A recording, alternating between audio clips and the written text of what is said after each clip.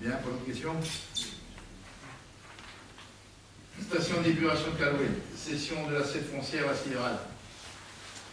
L'assiette foncière, disons, périmètre de 3 hectares 700 appartient toujours à la ville de Loudéac.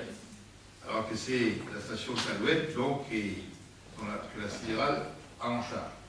Donc la sidérale s'est rendu compte de ça, gère depuis plusieurs années, dans le cadre de sa compétence économique, la station d'épuration de Calouet. L'assiette foncière à propriété de la commune fait l'objet d'une mise à disposition.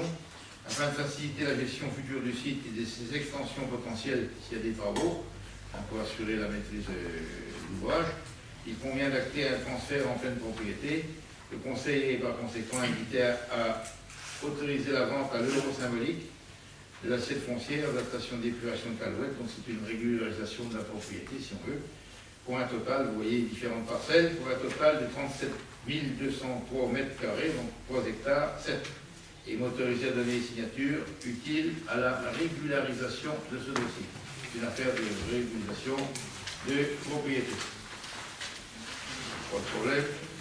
Aménagement de la forêt communale. Alors, on est consulté tous les ans. Je vous expose donc le plan d'aménagement de la forêt communale de Loudéac prévoit une coupe de jardinage, c'est le terme, une coupe de jardinage, c'est une coupe d'élagage tout simplement, c'est le terme forestier. Situé en parcelle numéro 2, une surface de 7,17 hectares. Le conseil est invité à demander au service de l'Office national des forêts d'effectuer le martelage, c'est-à-dire le numérotage des arbres à battre de la parcelle numéro 2 de la forêt communale de Loudéac, et de proposer des bois martelés à la vente en appel d'offres sous la forme de bois sur pied. C'est l'ENF qui gère ça, en vente de bois, et donc il y a intervention de la commune, on demande donc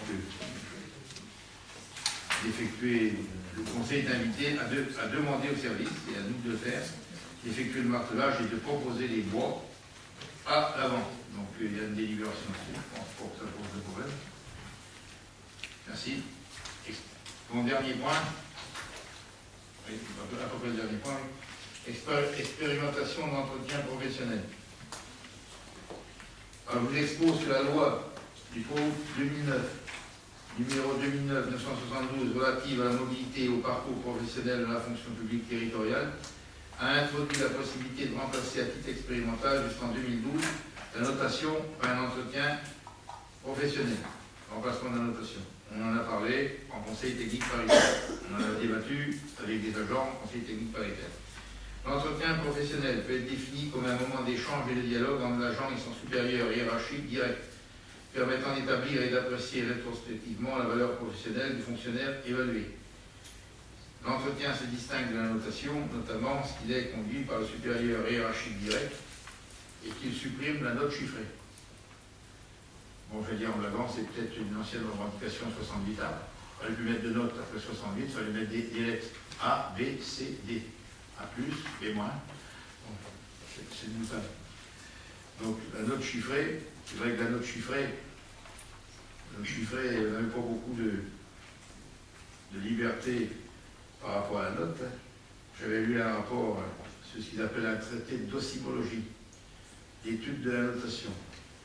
Alors certains énarques avaient trouvé le moyen, pour ne pas heurter les personnels par des revendications, ou ne pas les rendre susceptibles lors de la notation, de mettre des notes de 16 à 18, sachant que 16 est de 0, 16,1, si bien que quand ils sortaient du bureau du supérieur hiérarchique, ils disaient, dis donc, toi, combien tu as 17, moi 16, selon la bonne note, on paye un pot. Il y en avait un qui avait 0 et l'autre qui avait 10.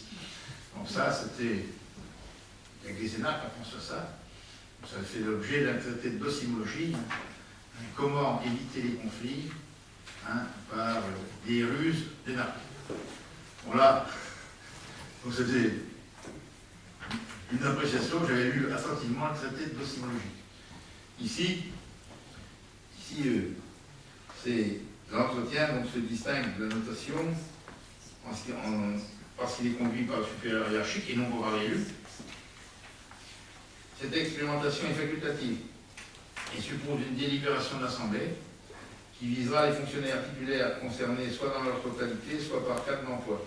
Le décret d'application du 29 juin 2010 et la circulaire du 6 août cadrent de manière très précise ce dispositif, à savoir, d'une part, le déroulement d'entretien et les critères d'appréciation de la valeur professionnelle des agents, d'autre part, les modalités d'organisation d'entretien professionnel. Il porte sur les résultats professionnels obtenus par l'agent au regard des objectifs qui lui avaient été fixés pour l'année écoulée, sur la détermination des objectifs pour l'année à venir et les perspectives d'amélioration et d'évolution en matière d'organisation et de fonctionnement, la manière de servir, les acquis de l'expérience professionnelle, le cas échéant, les capacités d'encadrement, pour les chefs de pôle par exemple, je pense pour les techniques, les besoins de formation, les perspectives d'évolution de carrière et de mobilité. L'entretien porte sur tout ça. La valeur professionnelle de l'agent va être évaluée selon des critères en fonction de la nature des tâches confiées et du niveau de responsabilité du poste, l'efficacité dans l'emploi et la réalisation des objectifs, les compétences professionnelles et techniques, l'esprit d'initiative et ou la force de proposition, les qualités relationnelles avec les usagers, les collègues, la hiérarchie et les élus, les capacités d'encadrement, le cas échéant exercer les fonctions à niveau supérieur et ou la conduite de projet. Il est proposé, au titre de l'année 2012, de remplacer le notation annuelle par l'entretien professionnel à titre expérimental. Cette expérimentation portera sur l'ensemble des agents titulaires de la ville, seulement sur les agents titulaires de la ville de Ludiac occupant un poste permanent. La procédure d'entretien comprenant les supports d'entretien et les critères d'évaluation a été soumise, je l'ai dit déjà, j'ai commencé par ça, et validée par le Conseil technique paritaire en présence des représentants du personnel lors de sa séance du 12 octobre 2012. Est-ce qu'il y a des interventions? Non? Accepté en CTP, vu, et accepté. Très bien. Modification du tableau des effectifs, c'est pas un poste supplémentaire, c'est une modification technique.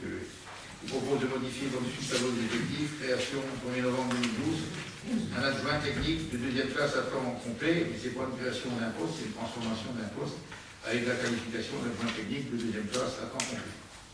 Dernier point, indemnité de conseil allouée au comptable du Trésor chargé des fonctions de receveur des communes.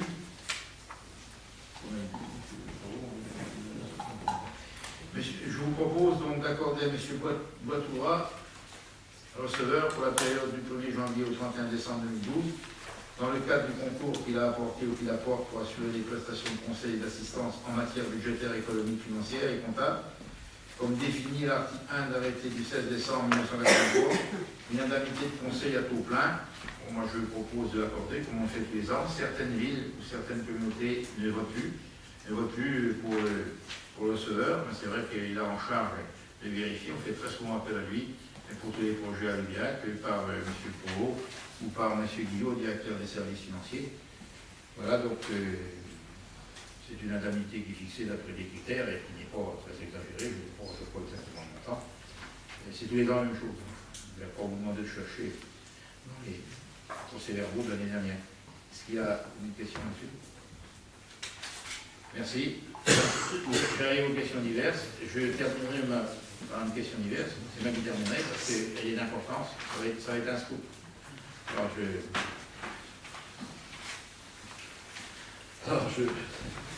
je laisse les questions. S'il y a des questions diverses, il y en a pas. C'est moi qui. Oui.